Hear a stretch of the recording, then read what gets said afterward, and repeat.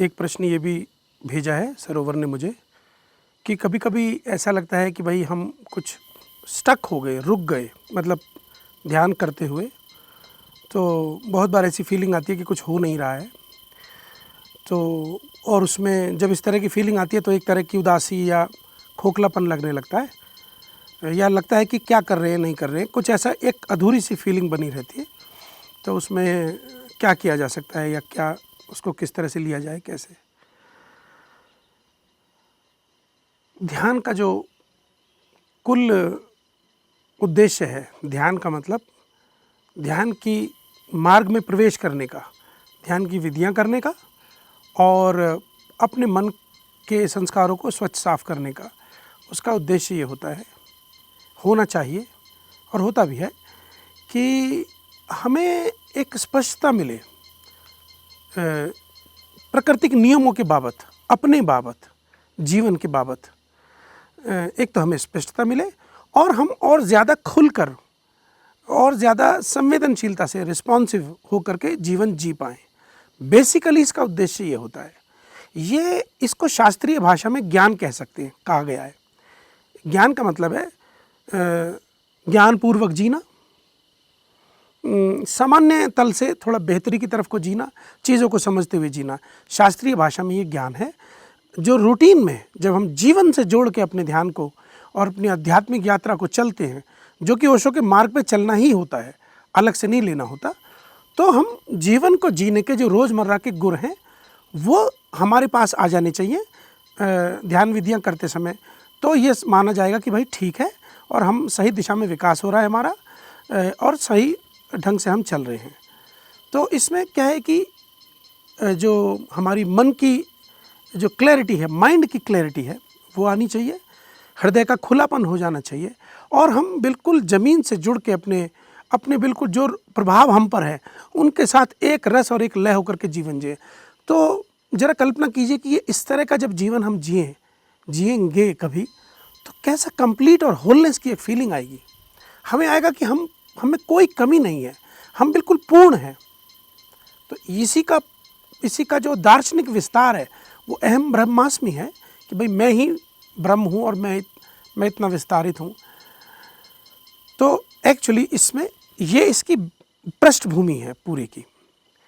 तो बहुत बार अब हमारा मन ही है, मन का मतलब, मन तो एक छोटा सा लफ्ज़ है, ये बहुत सारी चीज़ों का एक संयुक्त जोड़ दिया गया है जिसको मन कहा गया है, जिसमें हमारी विचार हैं, जिसमें भावनाएं हैं, वृत्तियां हैं, स्मृतियां हमारी हैं, कल्पनाएं हैं, इमेज हैं, हमारे तमाम तरह के जो हमारे ईगो और सुपर ईगो के ताने बाने हैं, उसका जो मेंटल हिस्सा है उसको मन कहा गया है। तो अब मन ही है, वो लगातार एक यंत्र ऐसा है कि जो हर समय कुछ ना कुछ काम कर रहा है, क्योंकि कुछ ना कुछ उद्दीपन और सेंसेशन उसको बाहर से मिल रहा है।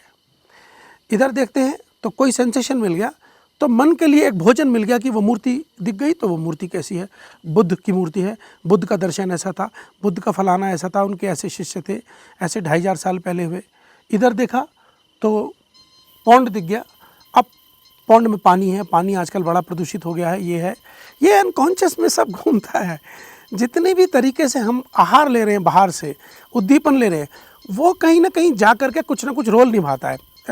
कुछ तो वैनिश हो जाते हैं लेकिन कुछ वो पड़े रहते हैं। तो ये एक ऐसा यंत्र है जो कि ऐसा स्टोर हाउस है जिसमें कुछ ना कुछ उमड़ता घुमड़ता रहता है। तो ये भावना भी उसी का एक हिस्सा है कि हम तो आध्यात्मिक यात्रा में स्टक हो गए हैं, हमें तो कुछ हो नहीं रहा है। हो क्या नहीं रहा है, करना क्या है, होने की क्या उम्मीद है, ये मन के किसी हिस्से ने कल्पना की हुई है ज़बरदस्त कि भाई ऐसा कुछ होना चाहिए ज़बरदस्त, और जो एनलाइटमेंट जैसा कुछ हो, जो किताबों में पढ़ा है ओशो बोलते हैं, ये सब अपनी जगह है। पहली बात तो ये है। दूसरी बात है कि वो पोएटिक और मिस्टिक भाषा है, उसको इस तरह से लिया भी नहीं जाना चाहिए।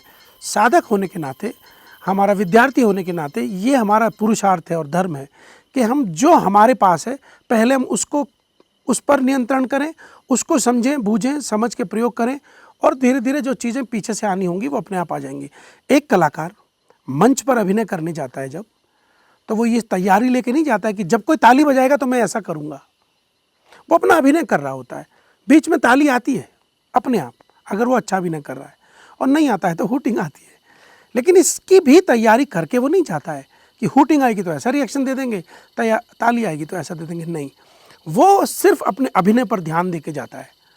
अभिनय अच्छा कर रहा होता है तो उधर से कुछ कुछ लौटा रहा होता है उसको आईना। बस ये ऐसे ही है, अगर हम अपना पुरुषार्थ करते हैं तो हम पर हमारा ये जीवन कुछ लौटाता है। अगर पुरुषार्थ सही है तो सही चीज़ लौटेगी, पुरुषार्थ में कोई कमी है तो कभी कभी मुश्किल, कठोर, कठिन चीज़ भी लौटेगी। तो इसको व्याख्या समझने की भाषा में ये कठिन हो जाता है। कठिन की श्रेणी में डाल दिया गया है कि आध्यात्मिक कोई स्टक हो गया है। स्टक नहीं, पहले तो इस कल्पना को हटा दिया, क्या हमारा पुरुषार्थ पूरा है, हम ध्यान की विधियां कर रहे हैं, दर्शन को जी रहे हैं, जो सामान्य जीवन है उसमें हम कितने शिद्दत से, संवेदनशीलता से जी रहे हैं, होशपूर्वक जी रहे हैं, प्रेम पूर्वक जी रहे हैं, बुद्धिमानी से जी रहे हैं। जो हमारा धर्म है, अगर हम विद्यार्थी हैं तो हमारा धर्म पढ़ना है, गृहस्थ है तो गृहस्थी से चलाना है, व्यापारी बिजनेस है तो ईमानदारी से पैसा करना है और अपने एम्प्लॉयज़ को उनका उचित उनका मूल्यांकन करना है। ये कार्य और कर्म से संबंधित जो हमारा धर्म है वो हम निभा रहे हैं। इस तल पर अगर हम परिपूर्ण हैं तो, और फिर साथ में ध्यान कर रहे हैं, वाणी कर रहे हैं, तो इसकी चिंता लेनी नहीं चाहिए कि स्टक हो गया है, चाहे वो फीलिंग भी आती रहे। क्योंकि ध्यान की पद्धति में ये भी तो हमें सिखाया जाता है ना कि साक्षी का तत्व पैदा करना है। तो जब कभी अच्छी फीलिंग आई, अच्छा गुड टाइम आया, तब तो हमें मज़े आ गए, तब तो हमने इसको स्वीकार कर लिया कि अरे वाह, मेरी प्रोग्रेस अच्छी चल रही है, मैं अच्छा मिस्टेक रोज़ करके आया और बहुत गहराई से हंसा, बड़ी गहराई से रोया, सिटिंग मेरी बड़ी अच्छी हुई, या मैंने कोई ग्रुप किया, तो तब तो हम कोई कुप्पा हो जाते हैं फूल कर, हमारा अहंकार इसका रस लेता है। और जब कुछ ऐसा नहीं लगता है, ध्यान में बैठते हैं और विचार भगाते हैं लगातार, ध्यान अच्छा नहीं हो रहा है, तब हम कहते हैं स्टक हो गए।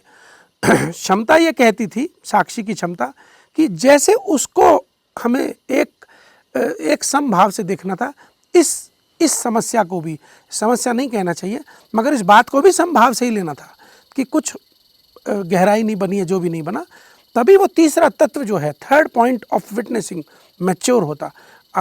उद्देश्य ये था कि ये मैच्योर हो, जीवन में बाहर जो भी चलता रहे, तो ये उसका हिस्सा, ये हम कर रहे हैं कि नहीं। तो इसलिए इस पर ध्यान नहीं दिया जाए कि स्टक हो रहे हैं या नहीं। और अगर ये फीलिंग भी आती है तो इसको भी देख, अपने पे लौटें वापस, बाहर क्या अचीव होना है, ये नहीं, कल्पनाएं, इमेज, ये सब छोड़ दिया जाए, प्रैक्टिकली लिया जाए। ये एक वैज्ञानिक पद्धति है ओशो का धर्म और सच्चा धर्म। ये इसमें हमारा पूरा स्वरूप, प्रकृति के नियम जुड़ के एक साथ चलते हैं। हमारा स्वरूप और हमारा जो दायरे में जो हमें करना है वो हम कर रहे हैं, तो प्रकृति के नियम अपने आप खुलते हैं, वो राज अपने आप हम पर जाहिर होते हैं। मगर ये नहीं सोचा जाए कि हम स्टक हो गए हैं। कोई स्टक नहीं होता है कभी भी। जब बीज भूमि के अंदर होता है, किसी को दिखाई नहीं देता है, और मिट्टी का दबाव, अंधेरा, तब भी उसमें एक विकास हो रहा होता है, स्टक नहीं होता है वो, तब भी उसमें विकास हो रहा होता है। और लेकिन हमें तब वो दिखता है जब वो भूमि के ऊपर आ जाता है। तो इसलिए इसका ध्यान रखा जाए और इस बात से घबराया नहीं जाए, यही पुरुषार्थ है।